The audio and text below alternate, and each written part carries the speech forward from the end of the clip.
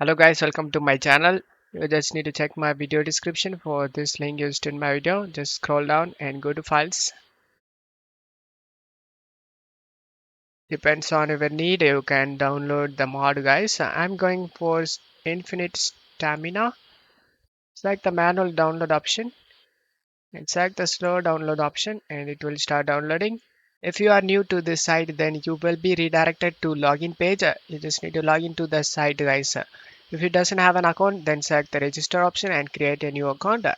And then it will start downloading. Right click on the downloaded file and select WinRAR and select extract to. After the extract done, open the extracted folder. Just make it this left. On right side, you just need to navigate to the games folder. In my case, I saved in C drive. Here it is. After you are in the games folder, you just need to open the SHF and content and packs and mods. Just need to drag and drop these mod to this folder and then just close stuff here. And now you can enjoy the mod guys. Don't forget to leave a like guys. Thank you.